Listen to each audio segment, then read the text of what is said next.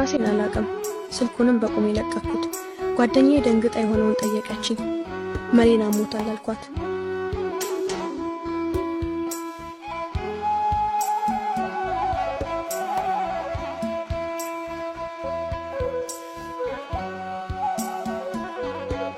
ሆስፒታሉ ከትምህርት ቤታችን 15 ደቂቃ ብቻ ቢሆንም የሚፈጀው በባጃጅ ሄደን።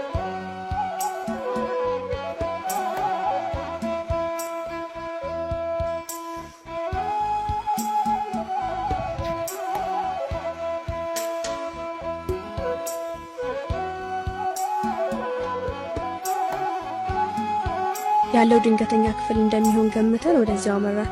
አሁንም ራሴን አላቅም። በደመ ነፍስ ነበር የምጓዘው። ጓደኛዬ እያጠያየቀች ደረስንና ገባን። ልክ ሳየው በቃ ሁለመኔ የተሳሰረብኝ፣ አፌ ደረቀ። የምናገረው ነገር ሁሉ ጠፋኝ። መልዬ ራሱን ስቷል። ጉልኮስ ተሰክቶለታል። እናቱ መሲና ጓደኞቹ ዙሪያውን ከበውት ቆመዋል። ተጠመጠመችብኝና አለቀሰች። እኔም እንባዬን መቆጣጠር ተስኖኝ ዘረገፍኩት። ኋላም ተው ብለው አረጋጉንና ተረጋጋን።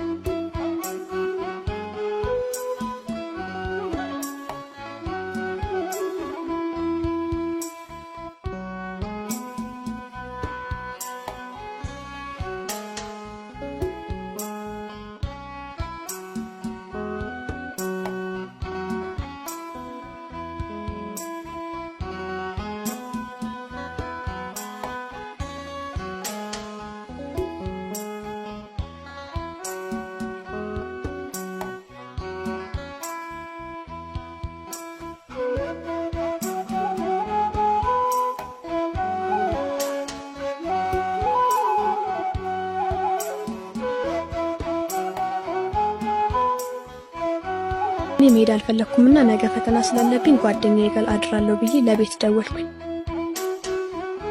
ከመሲ ጋር ሌሊቱን እንደተጨነቅን አደርን። በአት ላይ መልዬ ነቃና አይኖቹን ላይ አንከራተታቸው። እኔም ባይም መቋቋም አልቻልኩም።